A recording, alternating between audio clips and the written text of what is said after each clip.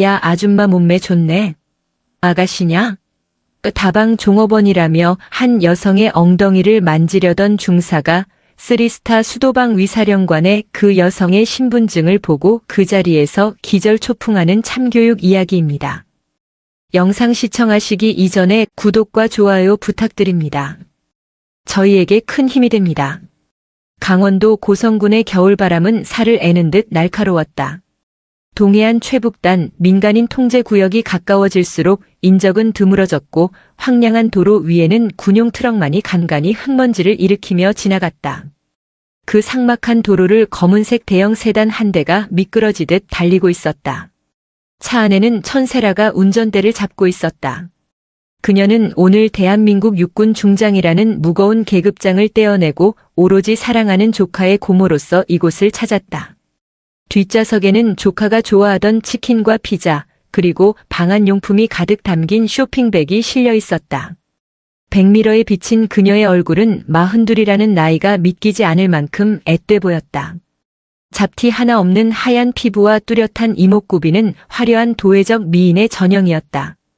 긴 생머리를 질끈 묶고 검은색 롱코트에 청바지를 입은 그녀의 모습은 영락없는 20대 후반의 대학원생이나 전문직 여성처럼 보였다. 천세라는 율곡부대 위병소 앞에 차를 세웠다. 입구에는 조국 통일의 선봉이라는 구호가 적힌 낡은 간판이 을씨년스럽게 걸려 있었다. 그녀는 깊은 숨을 내쉬었다. 조카 천우진이 입대한 지 벌써 6개월이 지났지만 바쁜 군무 탓에 한 번도 오지 못했다는 죄책감이 가슴을 짓눌렀다. 그녀가 차 문을 열고 내리자 위병소를 지키던 초병들의 시선이 일제히 그녀에게 꽂혔다. 칙칙한 군복 색깔만 가득하던 이곳에 갑작스럽게 등장한 화려한 미인은 병사들의 눈을 휘둥그레지게 만들기에 충분했다. 그때 위병소 안에서 껄렁한 걸음걸이로 한 남자가 걸어 나왔다. 위병 조장 완장을 찬 마춘식 하사였다. 마춘식은 입에 물고 있던 이쑤시개를 퇴 뱉어내며 천세라를 머리부터 발끝까지 훑어보았다. 그의 눈빛에는 노골적인 탐욕과 무례함이 서려 있었다. 어이쿠, 이게 누구야? 면회 오셨나봐. 마춘식은 경례는커녕 짝다리를 짚은 채 비아냥거렸다. 천세라는 눈살을 살짝 찌푸렸지만 내색하지 않고 정중하게 말했다. 수고가 많으십니다. 72연대 3대대 천우진 이병 면회 왔습니다. 천세라의 목소리는 차분하고 기품이 있었다. 하지만 마춘식의 귀에는 그저 듣기 좋은 여자의 목소리로만 들릴 뿐이었다. 그는 희죽거리는 웃음을 참지 못하고 천세라에게 한 걸음 더 다가갔다. 술 냄새와 담배 냄새가 섞인 역한 악취가 풍겨왔다. 천우진 이병. 아, 그 맹탕 같은 놈. 누나인지 애인인지는 모르겠는데 아주 잘 빠졌네. 근데 여기는 아무나 들어가는 데가 아닌데 말이야. 마춘식은 천세라의 어깨에 손을 올리려 했다. 천세라는 반사적으로 몸을 뒤로 빼며 그의 손을 피했다. 그녀의 눈매가 날카로워졌다. 손 치우세요. 정당한 절차를 밟아 면회 신청했습니다. 신분증 확인하시고 들여보내주시죠. 천세라의 단호한 태도에 마춘식은 기분이 상한 듯 인상을 썼다. 그는 주머니에 손을 꽂으며 비열한 웃음을 지었다. 이봐요, 아가씨. 내가 딱 보니까 견적이 나오네.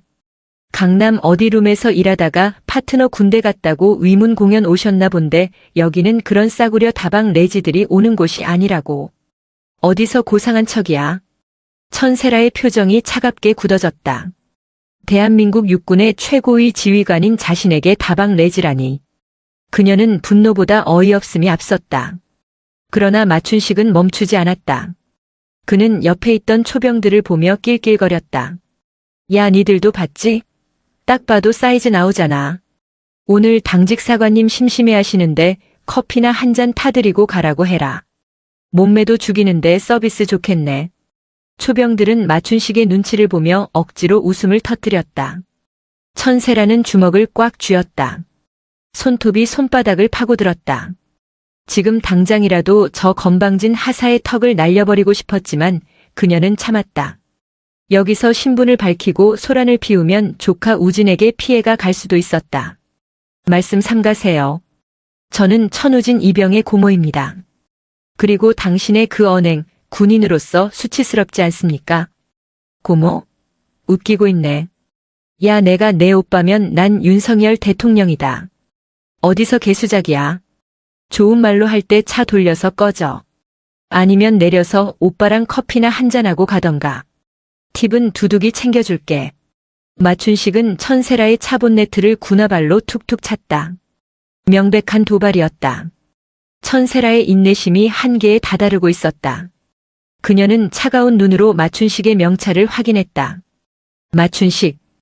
그 이름 석자를 머릿속에 깊이 새겼다. 후회할 겁니다. 지금 이 행동. 천세라의 나직한 경고에 마춘식은 코웃음을 쳤다. 후회는 내가 하겠지. 아가씨 오늘 장사 공쳤네. 썩 꺼지라고. 천세라는 끓어오르는 화를 억누르며 위병소 옆 민원실로 향했다. 다행히 민원실 담당관은 마춘식과 달리 절차대로 면회 접수를 받아주었다. 하지만 그녀가 대기실에 앉아있는 동안에도 밖에서는 마춘식과 그의 패거리들이 창문 너머로 그녀를 보며 음담패설을 늘어놓고 있었다. 30분이 지났을까? 면회실 문이 열리고 한 병사가 들어왔다. 천세라는 자리에서 벌떡 일어났다. 우진아. 그러나 그녀의 목소리는 끝을 맺지 못하고 떨렸다. 들어온 청년은 그녀가 기억하던 씩씩하고 밝은 조카 우진이 아니었다. 헐렁한 군복을 입은 우진은 뼈가 드러날 정도로 말라 있었고 걸음걸이는 절뚝거렸다. 무엇보다 충격적인 것은 그의 얼굴이었다. 왼쪽 눈가는 시퍼렇게 멍이 들어 부어올랐고 입술은 터져 있었다. 목덜미에는 무언가에 긁힌 듯한 붉은 상처가 선명했다. 우진은 고개를 푹 숙인 채 천세라의 눈을 마주치지 못했다. 고모. 우진의 목소리는 갈라지고 쉬어 있었다. 천세라는 달려가 우진의 어깨를 잡았다. 우진이 움찔하며 몸을 떨었다. 그 반응에 천세라의 가슴이 무너져 내렸다. 우진아, 너 얼굴이 이게 뭐야? 도대체 무슨 일이 있었던 거야? 천세라는 우진의 소매를 걷어 올렸다. 팔뚝에는 담배빵 자국과 피멍이 가득했다. 이것은 단순한 훈련의 상처가 아니었다. 명백한 구타와 가혹행위의 흔적이었다. 천세라의 눈시울이 붉어졌다. 오빠가 교통사고로 세상을 떠나며 자신에게 부탁했던 하나뿐인 혈육이었다. 누가 그랬어? 말해. 고모가 다 해결해 줄게. 우진은 고개를 저으며 뒷걸음질 쳤다. 그의 눈에는 공포가 가득했다. 아닙니다. 그냥 훈련하다가 다친 겁니다. 고모 제발. 그냥 가세요. 저 괜찮습니다. 천우진. 거짓말하지 마. 내가 군 생활을 몇 년을 했는데 이걸 몰라. 이거 구타잖아. 누가 때렸어? 천세라의 다그침에 우진은 결국 눈물을 터뜨렸다. 마춘식 하사님이랑 선임들이. 우진의 입에서 나온 이름은 위병소에서 마주쳤던 바로 그자였다. 우진은 떨리는 목소리로 그동안 겪었던 지옥 같은 일들을 털어놓았다. 마춘식과 그의 추종자들은 우진이 서울에서 온 곱상한 도련님 같다는 이유만으로 괴롭히기 시작했다. 월급을 갈취하는 건 예사였고 밤마다 화장실로 끌고 가 구타를 일삼았다. 심지어 대대장 방국봉 중령은 이를 알면서도 마춘식이 가져오는 양주와 뇌물 때문에 묵인하고 있었다. 신고하고 싶었어요. 근데 신고하면 죽여버리겠다고. 우리 가족들까지 가만 안 두겠다고. 우진은 천세라의 품에 안겨 오열했다. 천세라는 조카를 으스러지도록 껴안았다. 그녀의 눈에서 뜨거운 눈물이 흘러내렸다. 하지만 그 눈물은 슬픔이 아닌 극도의 분노였다. 감히 내 조카를, 감히 대한민국 군인의 명예를 더럽히고 약자를 짓밟아? 천세라의 눈빛이 차갑게 식어갔다. 그것은 전장에서 적을 섬멸하기 직전 지휘관이 보이는 냉혹한 살기였다. 그때 벌컥하고 면회실 문이 열렸다. 마춘식이었다. 그는 뒤에 병사 2명을 대동하고 들어와 삐딱하게 섰다. 어이 이등병 천우진. 면회 시간 끝났다. 분위기 보아하니 짰나 보네. 야 적당히 하고 빨리 복귀해. 대대장님 지금 작업 인원 부족하다고 난리니까. 마춘식은 천세라를 보며 음흉하게 웃었다. 그리고 아가씨는 이제 그만 가시지. 오빠랑 회포는 좀 풀었나? 아쉬우면 나랑 2차 가도 되는데. 우진이 사색이 되어 마춘식 앞을 막아섰다. 하사님, 제 고모입니다. 말씀 함부로 하지 마십시오. 비켜 이 새끼야. 마춘식이 우진의 정강이를 군화발로 걷어찼다. 우진이 비명을 지르며 바닥에 쓰러졌다. 마춘식은 쓰러진 우진의 머리채를 잡으려 했다. 이게 빠져가지고 어디서 눈을 부릅떠? 그 순간이었다. 차가운 바람 소리와 함께 천세라의 손이 마춘식의 손목을 낚아챘다. 강철 같은 악력이었다. 아! 마춘식은 비명을 지르며 손목을 부여잡았다. 천세라가 그의 손목을 비틀어 꺾어버린 것이다. 그녀는 넘어진 조카를 일으켜 세우며 나직하게, 그러나 묵직하게 말했다. 내 조카 몸에 손가락 하나만 더 대봐. 그땐 손목으로 안 끝나. 마춘식은 고통과 수치심에 얼굴이 불그락푸르락해졌다. 감히 민간인 여자가 군인에게, 그것도 위병 조장인 자신에게 덤볐다는 사실을 믿을 수 없었다. 이 미친년이. 야 뭐해. 잡아. 이거 공무집행 방해하고 군인 폭행 현행범이야. 헌병대 불러. 마춘식이 고래고래 소리를 질렀다. 병사들이 주춤거리며 다가오자 천세라는 휴대폰을 꺼내들었다. 그녀의 표정에는 한치의 흔들림도 없었다. 그래. 헌병대 불러. 내가 부르지. 천세라는 단축번호 1번을 눌렀다. 신호 연결음이 2번 울리기도 전에 상대방이 전화를 받았다. 충성. 22사단장 소장 나철통입니다. 사령관님 무슨 일이십니까? 수화기 너머로 들려오는 사단장의 목소리는 긴장으로 가득 차 있었다. 천세라는 마춘식을 똑바로 응시하며 차갑게 말했다. 나철통 소장. 나다. 지금 당장 자네 예하 72연대 3대대 위병소로 튀어와. 시간은 5분 주겠다.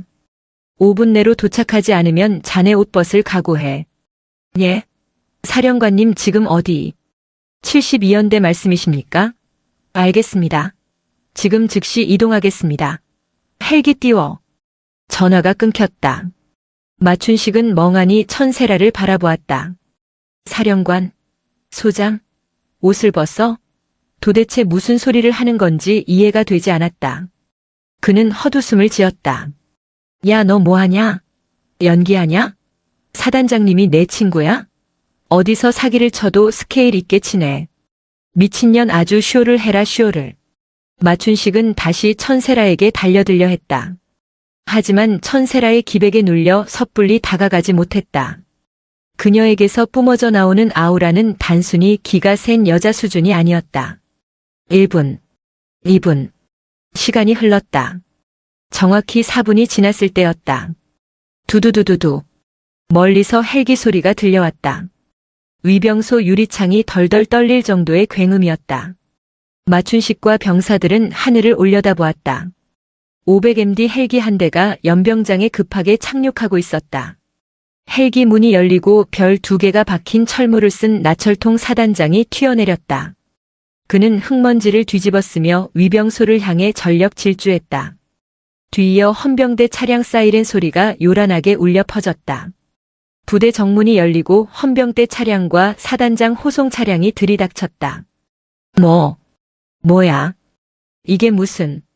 마춘식은 다리가 후들거려 서 있을 수가 없었다. 사단장이 땀범벅이 된 얼굴로 위병소 문을 박차고 들어왔다. 그는 숨을 헐떡이며 주위를 둘러보더니 천세라를 발견하고는 그 자리에 부동자세로 섰다. 그리고 우렁차게 경례 구호를 외쳤다. 충성. 제22보병 사단장 소장 나철통. 수도방위 사령관님의 방문을 신고합니다. 정적. 면회실 안에는 숨소리조차 들리지 않는 무거운 침묵이 흘렀다. 마춘식의 입이 턱 빠질 듯 벌어졌다. 사단장이 90도로 허리를 숙이고 있는 저 젊은 여자. 자신이 다방 레지라고 조롱하고 엉덩이를 만지려 했던 저 여자가 수도방위 사령관, 중장, 3스타? 천세라는 천천히 지갑에서 자신의 군 신분증을 꺼내 마춘식의 눈앞에 들이밀었다. 대한민국 육군 중장 천세라. 금색으로 빛나는 계급장이 마춘식의 눈을 멀게 할 것만 같았다. 천세라는 사색이 되어 바닥에 주저앉은 마춘식을 내려다보며 싸늘하게 말했다. 자네가 말한 그 5분. 이제 끝났다. 그리고 자네의 군 생활도 여기서 끝이다. 천세라는 고개를 돌려 벌벌 떨고 있는 사단장 나철통을 보며 명령했다. 나 소장. 지금 당장 이 부대 봉쇄해.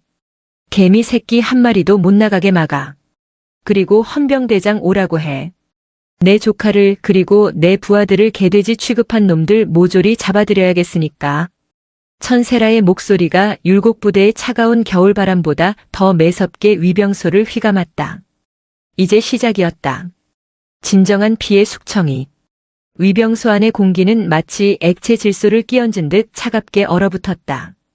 500md 헬기의 로터가 멈추며 일으키던 굉음이 사라지자 그 자리를 채운 것은 숨막히는 정적뿐이었다. 바닥에 주저앉은 마춘식 하사는 자신의 눈앞에 펼쳐진 상황을 뇌가 거부하고 있었다. 사단장이 90도로 허리를 굽히고 있는 저 여자. 청바지에 코트를 걸친 자신이 방금 전까지 다방 레지라며 낄낄거렸던 그 여자가 대한민국 육군 서열 3위권에 드는 수도방 위사령관이라니. 나철통 소장. 천세라의 목소리는 낮았지만 위병소 유리창을 울릴 만큼 묵직했다. 나철통 사단장은 식은땀을 비오듯 흘리며 차렷 자세를 유지했다. 예, 중장님. 내 조카가 이 부대 위병소 앞에서 짐승보다 못한 취급을 받았다. 아니 짐승도 이렇게 다루지는 않지. 내가 도착하고 30분 동안 이 위병 조장이라는 자가 나에게 뱉은 말들을 자네가 들었어야 했는데 말이야. 천세라는 천천히 걸음을 옮겨 마춘식 앞으로 다가갔다. 또각또각. 그녀의 구두 소리가 마춘식의 심장을 짓밟는 것 같았다. 아가씨, 오빠 팁 2차. 대한민국 부사관의 어휘력이 참으로 놀랍더군. 그때였다. 부대 안쪽 도로에서 검은색 지휘 차량 한 대가 흙먼지를 일으키며 급하게 달려왔다. 타이어가 바닥을 긁는 소리와 함께 차가 멈췄고 뒷좌석 문이 벌컥 열렸다. 배가 남산만하게 튀어나온 중년의 장교가 헐레벌떡 내렸다. 72연대 3대 대장 방국봉 중령이었다. 방국봉은 상황 파악이 덜 된 상태였다. 그는 사단장 헬기가 떴다는 소식에 기겁하여 달려왔을 뿐 위병소 안에 누가 있는지는 꿈에도 모르고 있었다. 그는 위병소 문을 박차고 들어오며 고래고래 소리를 질렀다. 야, 이 새끼들아. 사단장님 오셨는데 위병소 꼴이 이게 뭐야? 마춘식, 너 이 자식 근무 똑바로 안 서? 방국봉은 바닥에 주저앉은 마춘식을 보고 발길질을 하려다가 그 옆에 서 있는 사단장을 발견하고는 화들짝 놀라 경례를 올렸다. 충성. 3대 대장 중령 방국봉입니다. 사단장님 연락도 없이 갑자기 무슨 일이십니까? 방국봉의 눈이 사단장 옆에 서 있는 사복 차림의 천세라에게 머물렀다. 그의 미간이 찌푸려졌다. 젊고 예쁜 여자. 그리고 엉망이 된 조카 우진. 방국봉의 머릿속에서 제멋대로 시나리오가 써졌다. 이등병 놈이 여자 문제로 사고를 쳤구나. 방국봉은 사단장이 있다는 사실도 잊은 채 평소에 거만한 태도로 천세라를 쏘아보았다. 뭡니까 이 민간인은? 지금 여기가 어딘 줄 알고 들어와서 소란이야? 면회 왔으면 곱게 면회나 하고 갈 것이지 어디 감히 신성한 부대 안에서 행패를 부려. 순간 나철통 사단장의 얼굴이 흑빛이 되었다. 그는 방국봉의 입을 틀어막고 싶었다. 방중령, 그 입 다물라. 사단장의 고함에 방국봉이 움찔했다. 그러나 천세라는 손을 들어 사단장을 제지했다. 그녀의 입가에 서늘한 미소가 번졌다. 재미있네. 계속해 보시지 방국봉 중령. 내가 행패를 부렸다. 방국봉은 묘하게 압도되는 분위기에 눌리면서도 자신의 권위를 세우려 들었다. 아니면 뭡니까? 위병 조장이 바닥에 나뒹굴고 있고 사단장님까지 오시게 만들고 당신 정체가 뭐야? 어느 집 딸내미가 백 믿고 와서 깽판을 치는 거야? 천세라는 대답 대신 주머니에서 다시 한번 신분증을 꺼냈다. 이번에는 방국봉의 눈앞에 아주 천천히 그가 글자 하나하나를 똑똑히 읽을 수 있도록 내밀었다. 방국봉의 시선이 신분증에 박혔다. 육군 중장 천세라. 그리고 사진 속의 얼굴과 눈앞의 여자가 일치하는 순간 방국봉의 심장이 덜컥 내려앉았다. 다리에 힘이 풀려 휘청거렸다. 중장님? 방국봉의 목소리가 염소 울음소리처럼 떨렸다. 천세라는 신분증을 다시 집어넣으며 싸늘하게 말했다. 자네는 눈이 장식인가 보군. 상관을 보고도 경례는커녕 막말을 퍼붓다니. 3대대 교육 수준이 아주 볼만해. 죽을 죄를 지었습니다. 사령관님인 줄 모르고. 그게 워낙 젊어 보이셔서. 방국봉은 그 자리에서 무릎을 꿇었다. 군인으로서 최악의 추태였지만 그는 살아야겠다는 본능밖에 남지 않았다. 변명은 군사법정 가서 하도록 해. 그리고 자네 마춘식 하사가 병사들을 상대로 갈취와 폭행을 일삼는다는 거 알고 있었나? 천세라의 송곳 같은 질문에 방국봉의 눈동자가 흔들렸다. 모릅니다. 저는 전혀 모르는 일입니다. 마 하사가 혼자 저지른 일입니다. 저는 병영 부조리 근절을 위해 얼마나 노력했는데. 거짓말. 구석에서 떨고 있던 조카 천우진이 소리쳤다. 우진은 더 이상 숨지 않기로 결심한 듯 피 터진 입술을 깨물며 앞으로 나섰다. 대대장님, 제가 저번 달에 마음의 편지로 썼지 않습니까? 마 하사님이 월급 뺏어가고 때린다고. 그랬더니 대대장님이 절 불러서 뭐라고 하셨습니까? 남자가 그 정도도 못 참냐고 군대가 유치원이냐고 편지 찢어버리셨지 않습니까? 방국봉의 얼굴이 창백해졌다. 이 새끼가 미쳤나? 어디서 거짓말을 해? 너 영창 가고 싶어? 영창은 내가 가야지. 천세라가 방국봉의 어깨를 발로 툭 밀었다. 방국봉은 힘없이 뒤로 넘어졌다. 감찰 장교와 헌병 수사관들이 도착하는 즉시 대대장실과 자네 관사 그리고 마 하사 숙소까지 이잡듯이 뒤질 거다. 증거가 나오면 자네는 옷 벗는 거로 안 끝나. 남은 인생을 감옥에서 썩게 만들어주지. 천세라는 고개를 돌려 헌병대 차량이 들어오는 정문을 바라보았다. 사이렌 소리가 3대대의 부패한 공기를 찢어발기고 있었다. 그녀의 눈은 이제 사냥을 시작하는 맹수의 그것이었다. 3대대 연병장은 아수라장이었다. 천세라의 호출을 받고 긴급 출동한 수도방 위사령부 헌병단 특임대와 22사단 헌병대가 합동으로 부대를 장악했다. 검은 대테러복을 입은 특임대원들이 주요 길목을 차단했고 수사관들은 파란색 상자를 들고 건물 안으로 뛰어들어갔다. 병사들은 생활관 창문에 매달려 이 비현실적인 광경을 구경했다. 야, 저거 수방사 마크 아니냐? 서울에서 헌병이 왜 와? 대박이다. 아까 위병소에 온 여자가 3스타래. 마춘식 그 새끼가 성희롱했다는데? 미친. 마춘식 인생 종 쳤네. 쌤통이다. 천세라는 임시 지휘소로 지정된 대대장실에 앉아 있었다. 그녀의 옆에는 겁에 질린 방국봉과 마춘식이 무릎을 꿇고 있었고 그 뒤를 헌병들이 삼엄하게 감시하고 있었다. 수색 시작해. 무전기를 통해 천세라의 명령이 떨어지자마자 마춘식의 간부 숙소 문이 뜯겨나갔다. 마춘식은 바닥을 보며 몸을 떨었다. 제발 그곳만은 안 되는데. 하지만 그의 바람은 무참히 짓밟혔다. 숙소 수색 결과 보고하겠습니다. 잠시 후 헌병 수사관이 증거물 상자를 들고 대대장실로 들어왔다. 상자 안에서 쏟아져 나온 물건들은 실로 가관이었다. 병사들의 이름이 적힌 현금 카드가 수십 장, 최고급 양주, 명품 시계, 그리고 불법 사설 토토 사이트 접속 기록이 담긴 대포폰까지. 마춘식의 얼굴은 잿빛으로 변했다. 이게 다 뭔가? 병사들 월급 카드를 왜 자네가 가지고 있지? 천세라가 카드 뭉치를 마춘식의 얼굴에 던졌다. 플라스틱 카드가 그의 뺨을 때리고 바닥에 흩어졌다. 그게 애들이 관리해달라고 맡긴 겁니다. 관리? 관리해준 대가로 300만 원씩 인출해서 도박 사이트에 꼬라박나? 자네는 은행원이 아니라 강도야. 천세라의 일갈에 마춘식은 고개를 떨구었다. 하지만 더 큰 문제는 방국봉이었다. 수사관이 두 번째 상자를 열었다. 그곳에는 누런색 서류 봉투와 장부가 들어있었다.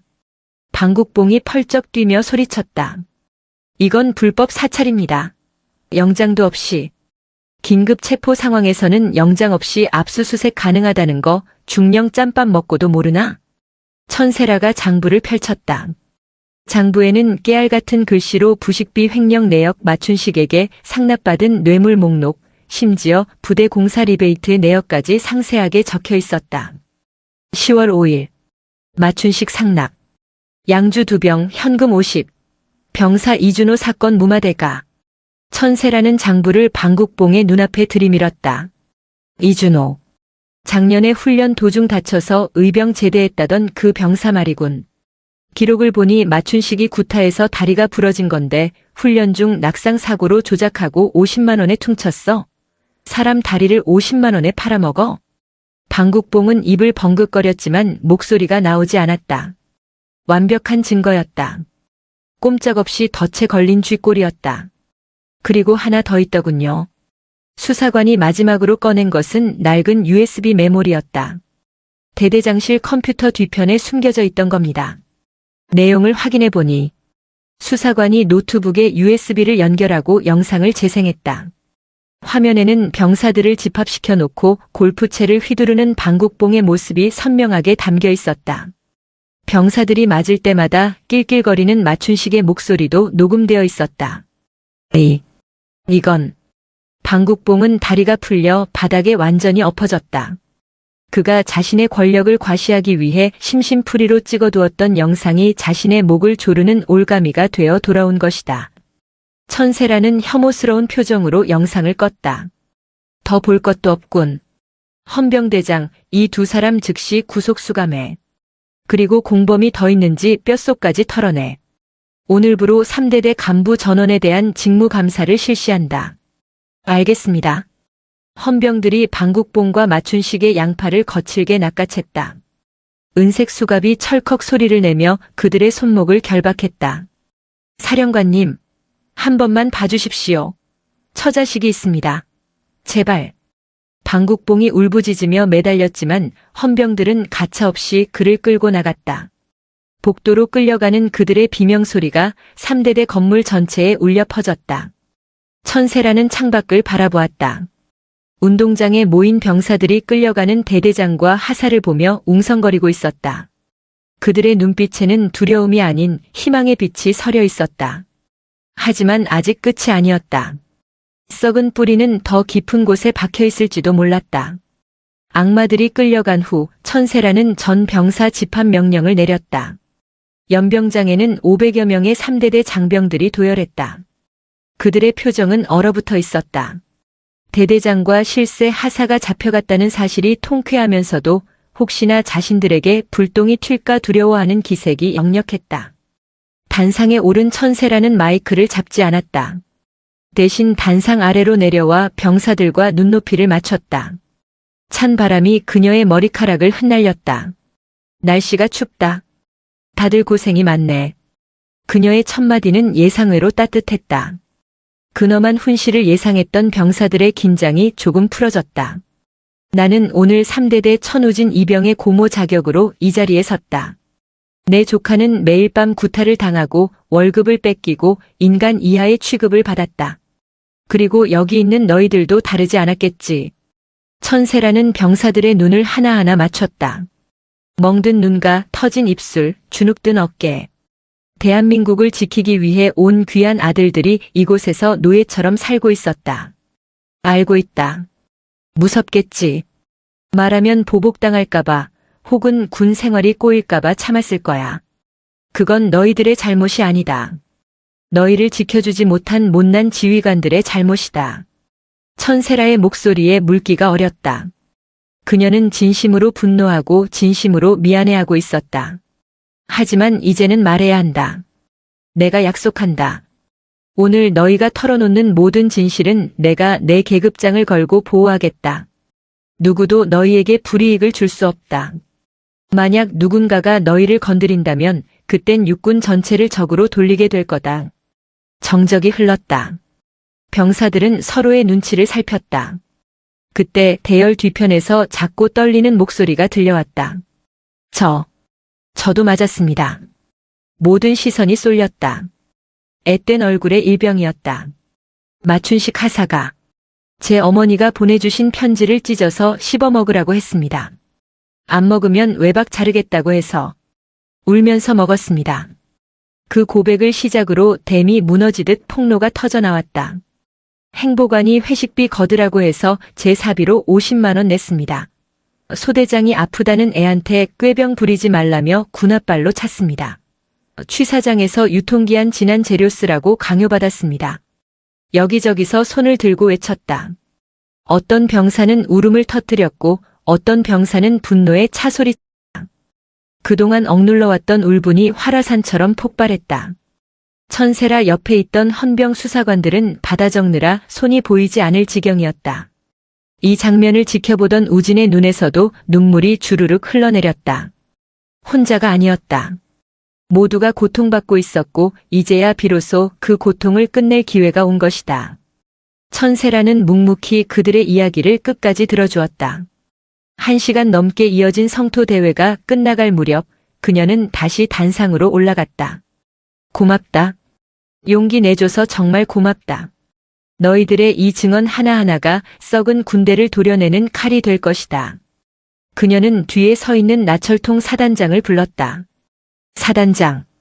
예. 중장님. 들었나? 이게 자네 부대의 현실이다. 지금 나온 증언들 하나도 빠짐없이 전수조사해. 가해자로 지목된 간부와 선임병들은 지휘 고하를 막론하고 전원 즉각 분리 조치하고 수사해. 만약 솜방망이 처벌로 끝낸다면 다음엔 사단장 자네가 내 앞에 무릎 꿇게 될 거야. 명심하겠습니다.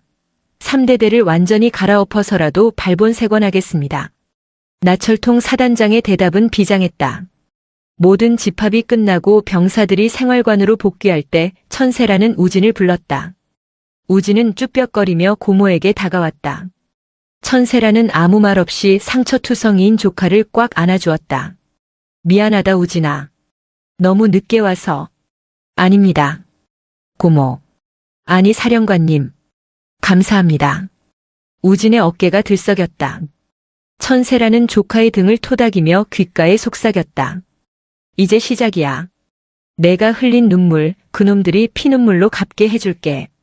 오늘은 푹 자라. 아무 걱정하지 말고. 우진은 고개를 끄덕이며 멀어지는 고모의 뒷모습을 바라보았다. 차가운 겨울바람 속에서도 그녀의 뒷모습은 거대한 산처럼 든든해 보였다. 천세라는 차에 올라타며 백미러로 3대대 위병소를 바라보았다. 마춘식과 방국봉은 제거했지만 그녀의 직감은 아직 끝나지 않았음을 경고하고 있었다. 비리의 사슬은 생각보다 더 윗선까지 연결되어 있을지도 모른다. 누가 나오든 상관없어. 다 부숴주마. 그녀는 핸들을 잡은 손에 힘을 주며 엑셀을 밟았다. 엔진 소리가 맹수의 포효처럼 고성의 밤하늘을 갈랐다. 방국봉과 마춘식이 구속된 지 일주일이 지났다. 겉보기에는 정의가 실현되는 듯 했지만 수면 아래에서는 검은 그림자가 꿈틀거리고 있었다. 서울 용산구의 한 고급 한정식집. 은밀한 별실에 3명의 남자가 앉아 있었다. 상석에는 8군단장 김명석 중장이 앉아 있었고 그 맞은편에는 국내 최대 로펌의 파트너 변호사이자 군법무관 출신인 황두식 그리고 22사단장 나철통이 불편한 표정으로 앉아 있었다. 김명석 중장은 찻잔을 거칠게 내려놓았다.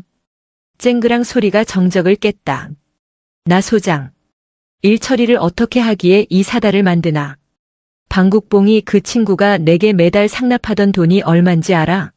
그 자금줄이 끊기면 자네 진급 심사는 누가 챙겨줄 것 같나. 나철통은 입술을 깨물었다. 방국봉이 김명석 군단장의 자금책이었다는 사실은 오늘 처음 알게 된 사실이었다. 죄송합니다. 하지만 천세라 사령관님이 직접 현장을 덮치고 증거까지 확보한 상태라 제가 손쓸 도리가 없었습니다. 천세라. 그 계집애가 문제군. 육사수석이니 뭐니 하면서 콧대만 높더니 감히 선배들 밥그릇을 걷어차? 김명석은 이를 갈았다. 방국봉이 구속되면서 그가 관리하던 비자금 장부까지 털릴 위기에 처했다. 만약 그 장부가 천세라의 손에 들어가면 자신의 옷이 벗겨지는 건 시간 문제였다. 그는 옆에 앉은 변호사 황두식을 바라보았다. 황 변호사. 방법이 있겠나? 방국봉이 입을 열기 전에 막아야 해. 그리고 마춘식 그놈은 적당히 꼬리 자르기로 끝내고. 황두식은 여유로운 미소를 지으며 안경을 치켜 올렸다. 걱정 마십시오, 군단장님. 군사 재판은 증거 싸움이 아니라 판사 싸움입니다. 이번 재판을 맡은 판사가 제 군법무관 후배입니다. 그리고 증인으로 나올 병사들, 그 어린 놈들 겁주는 건 식은 죽 먹기죠. 황두식의 눈빛이 뱀처럼 번들거렸다. 천우진 이병을 관심병사로 몰아갈 겁니다. 평소 적응을 못해서 선임들에게 돈을 빌려주고 관심을 사려 했다고 말이죠. 마춘식과 방국봉은 그저 후배를 지도하려다 과한 훈육을 했을 뿐이라고 포장하면 집행유예 정도로 끝낼 수 있습니다. 길명석의 표정이 밝아졌다. 역시 황 변호사야. 돈은 얼마가 들어도 좋으니 확실하게 처리해. 천세라 그 여자가 피눈물 흘리는 꼴을 봐야겠어. 한편 구치소에 수감된 방국봉에게 면회객이 찾아왔다. 황두식 변호사였다. 방국봉은 구세주를 만난 듯 유리벽에 매달렸다. 변호사님, 저 좀 살려주십시오. 제가 시키는 건 다 하겠습니다. 황두식은 차가운 눈으로 방국봉을 내려다보았다. 중령님, 살고 싶으시면 입 다물고 계십시오. 위에서 다 보고 계십니다. 재판장에서는 제가 시키는 대로만 대답하세요. 모든 건 병사들의 거짓말이고 천세라 중장이 조카를 감싸기 위해 직권을 남용한 거라고 주장하셔야 합니다. 아시겠습니까? 아, 알겠습니다. 그럼 저는 풀려나는 겁니까? 군단장님이 뒤에 계십니다. 믿으세요. 그 시각 수도방 위사령부 집무실. 천세라는 창밖에 서울 야경을 내려다보고 있었다. 그녀의 책상 위에는 수사 보고서가 놓여 있었지만 그녀의 직감은 무언가 잘못 돌아가고 있음을 감지했다. 사령관님, 부관이 들어와 보고했다. 방국봉 측 변호인단이 꾸려졌는데 규모가 심상치 않습니다. 전관 변호사들로만 구성된 초호화 군단입니다.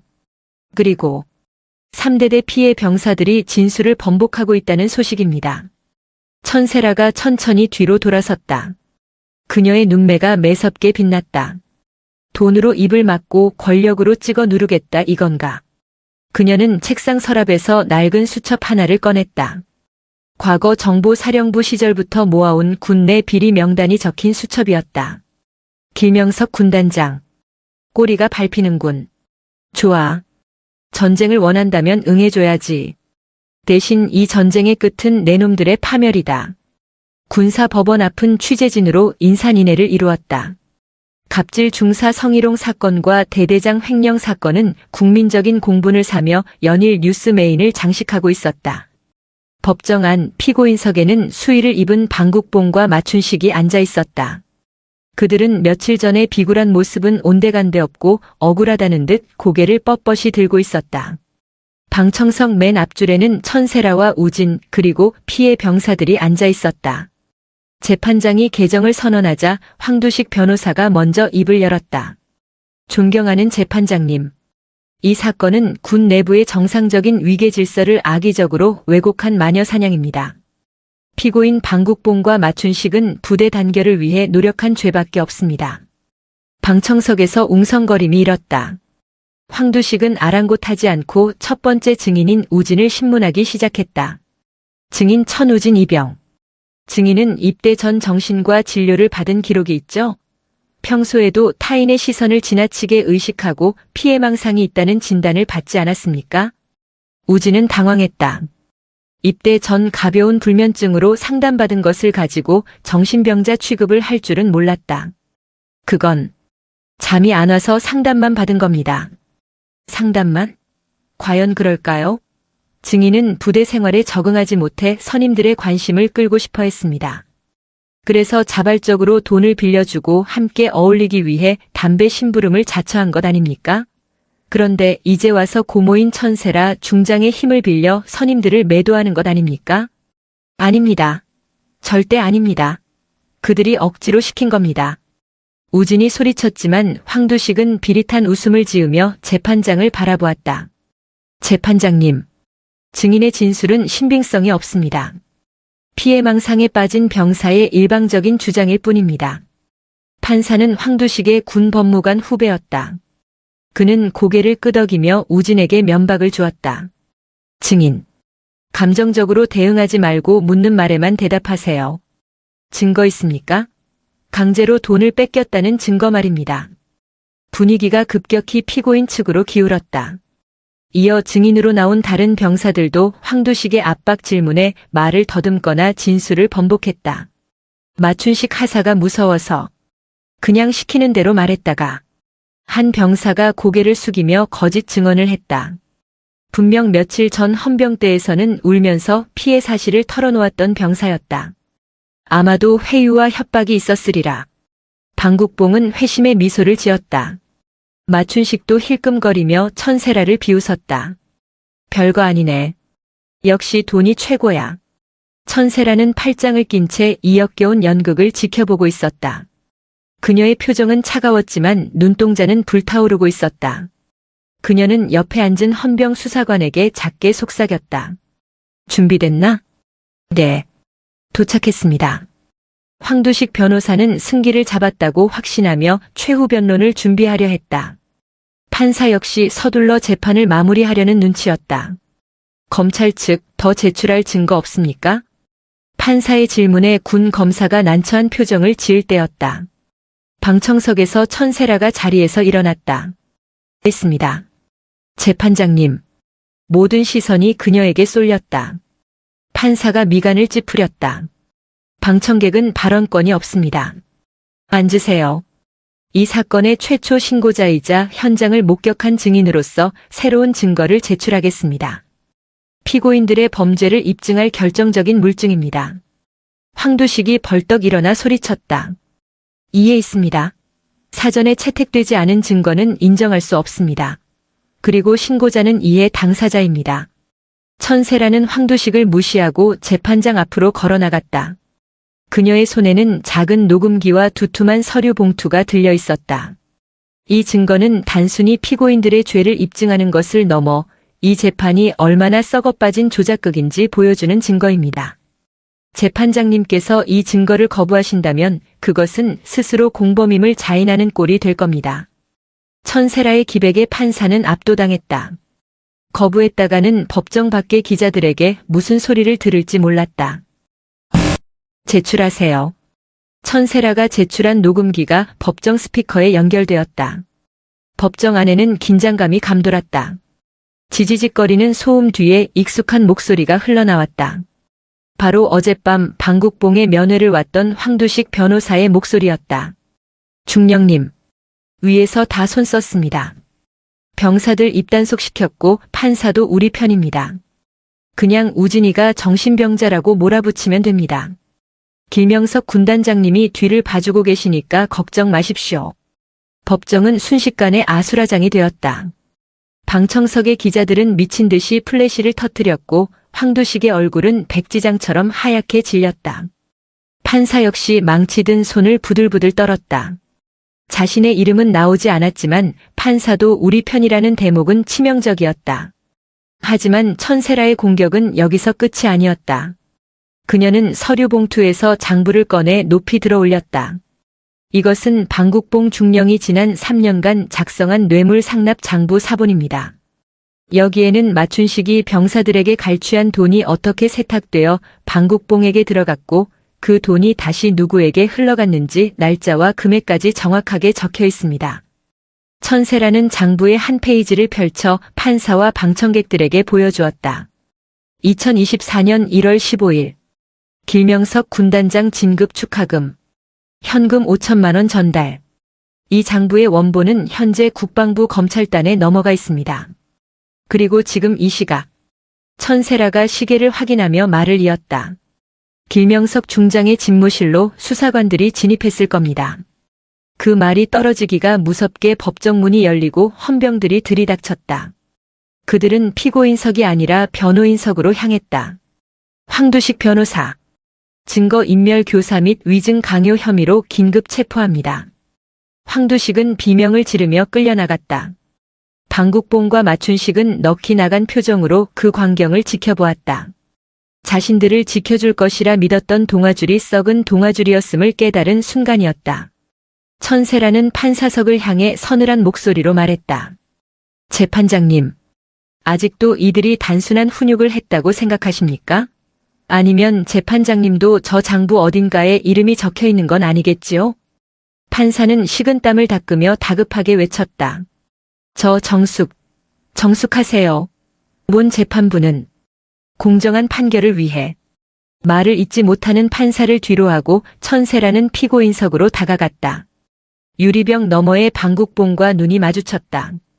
내가 믿던 권력은 모래성이다. 파도가 치면 흔적도 없이 사라지지.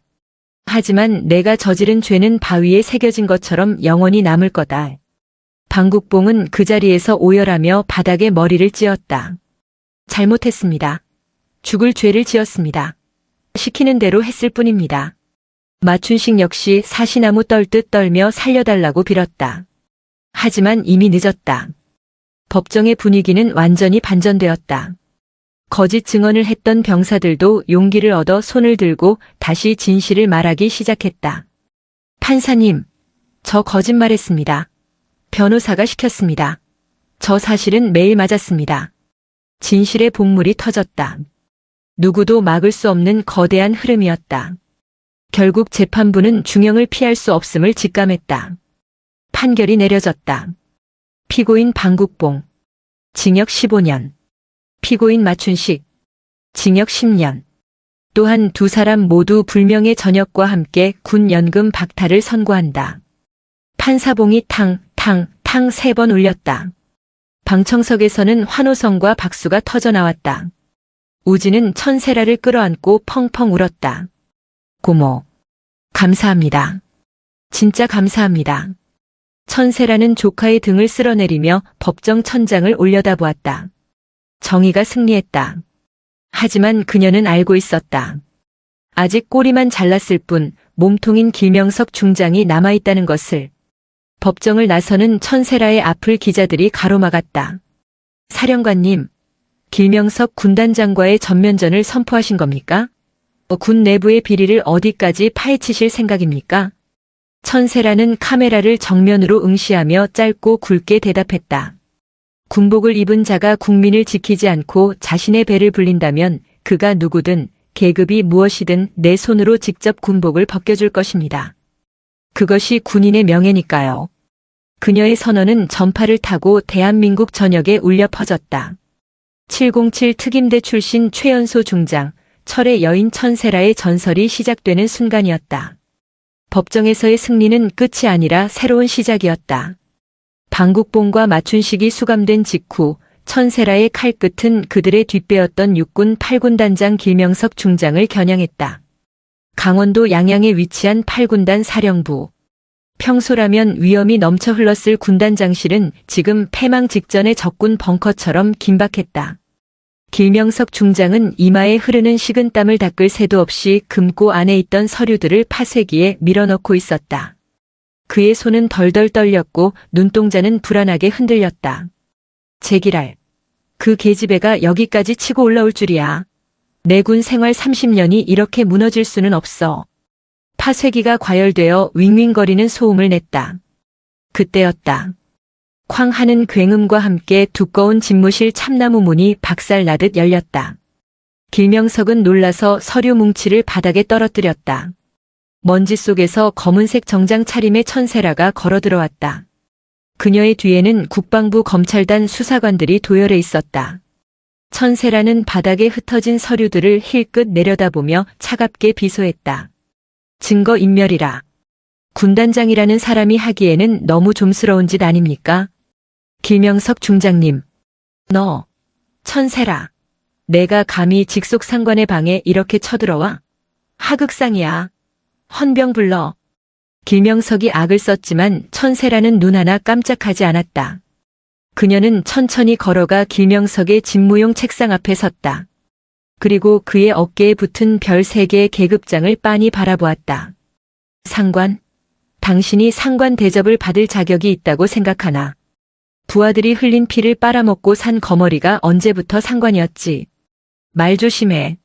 나는 육사 선배고 너보다 군 생활을 10년은 더 했어.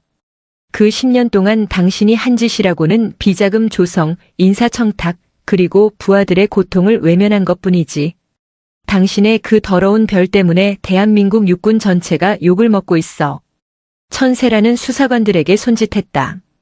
체포해. 이거나 놓으라고. 내가 누군지 알아? 수사관들이 길명석의 양팔을 꺾어 제압했다. 천세라는 발버둥 치는 길명석의 얼굴을 가까이서 마주보며 나직하게 속삭였다. 당신은 이제 군단장이 아니야. 그저 횡령범이자 범죄자일 뿐이지. 감옥에 가서 방국봉이랑 사이좋게 지내도록 해. 아마 할 말이 많을 거야. 길명석이 개처럼 끌려나간 후 천세라는 창문을 활짝 열었다. 묵은 공기가 빠져나가고 동해에 신선한 바람이 들어왔다. 거대한 악의 축이 뽑혀나간 순간이었다. 한편 22사단 3대대에도 새로운 바람이 불어왔다. 방국봉이 떠난 자리에 새로 부임한 대대장은 최정훈 중령이었다. 그는 야전에서 잔뼈가 굵은 원칙주의자였지만 병사들을 친동생처럼 아끼는 덕장이었다. 그의 취임 일성은 남달랐다. 나는 너희들에게 충성을 강요하지 않겠다. 대신 내가 먼저 너희에게 충성하겠다. 너희가 편안하게 자고 배불리 먹고 훈련에만 집중할 수 있도록 만드는 게 내 임무다. 부당한 대우를 받는 병사가 있다면 언제든 대대장실 문을 두드려라.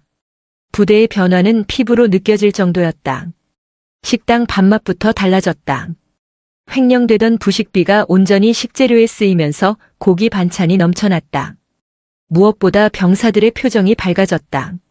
선임이 후임을 괴롭히는 악습이 사라지고 서로 돕고 챙겨주는 분위기가 자리 잡았다. 우진은 더 이상 구석에 숨어 지내는 관심 병사가 아니었다. 그는 누구보다 성실하게 훈련에 임했고 동기들과 후임들을 이끄는 모범적인 병사로 거듭나고 있었다. 어느 날 오후 연병장에서 축구를 하던 우진이 땀을 닦으며 하늘을 올려다보았다. 구름 한 점 없는 파란 하늘이었다. 우진아, 패스해.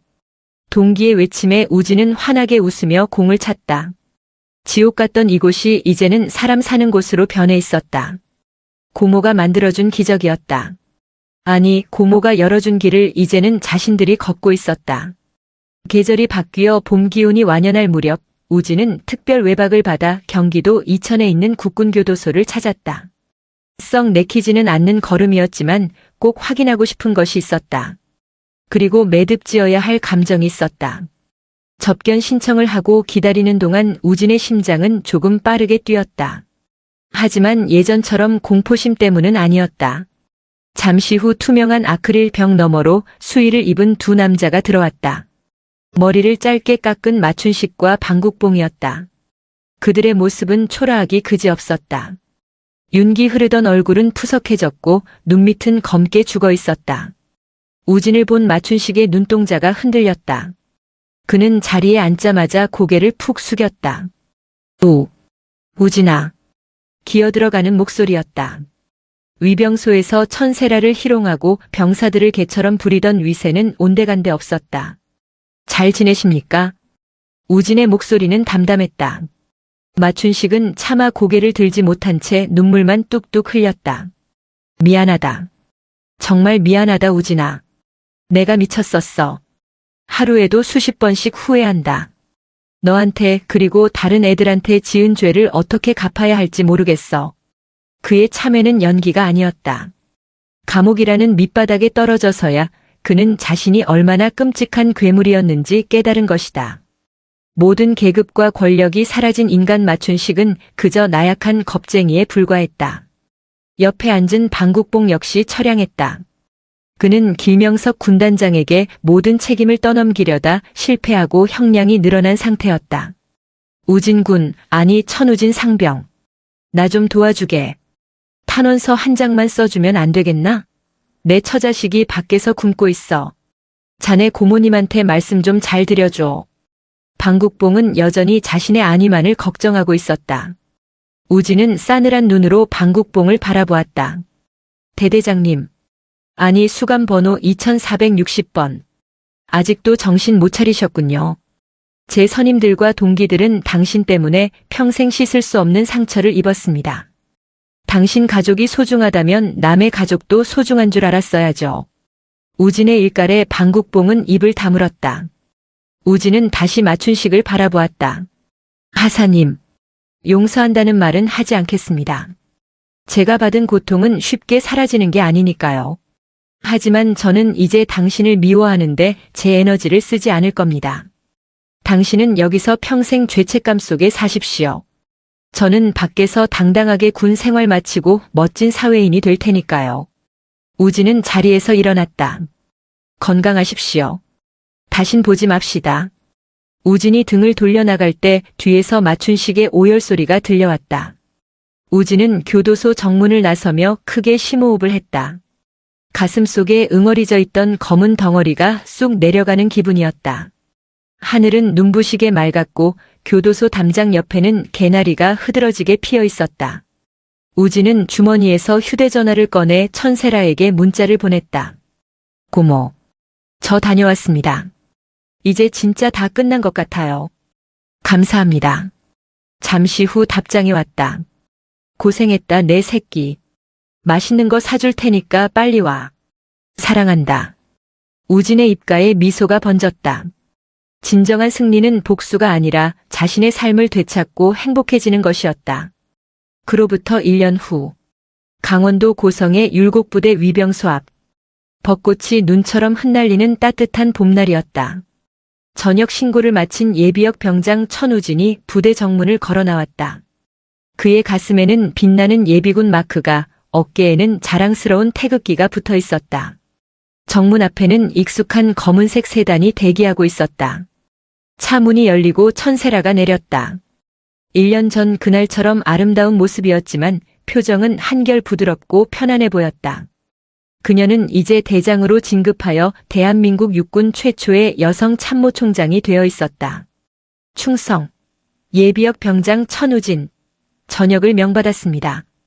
우진이 씩씩하게 격려했다. 천세라는 환하게 웃으며 우진의 격려를 받아주었다. 뭐냐?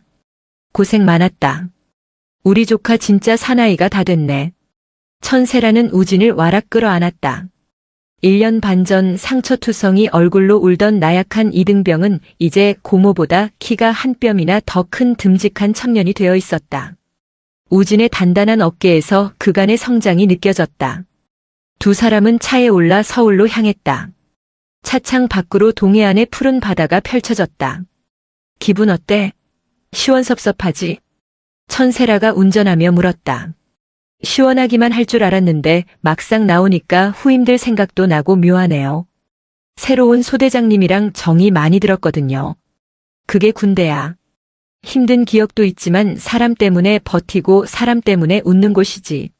천세라는 잠시 말을 멈췄다가 진지한 표정으로 이어갔다. 우진아, 그때 기억나? 내가 위병소에서 맞춘식 팔 꺾었을 때. 어휴, 평생 못 잊죠. 고모 그때 진짜 무서웠어요. 터미네이터인 줄 알았다니까요. 우진이 키득거렸다. 천세라도 피식 웃었다. 나는 그때 깨달았어.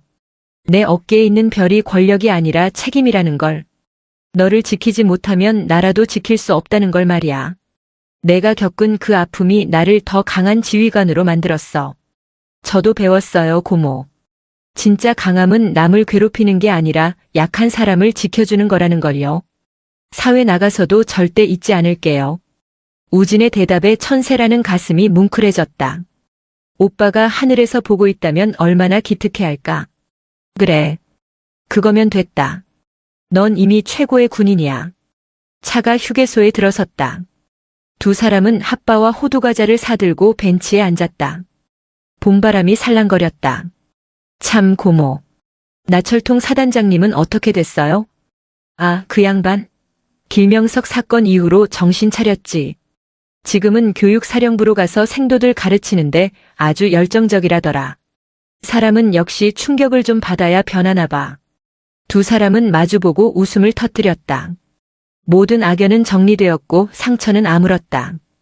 이제 그들 앞에는 꽃길만이 남아있었다. 천세라는 우진의 머리를 쓰다듬으며 마음속으로 다짐했다. 앞으로도 나는 싸울 것이다.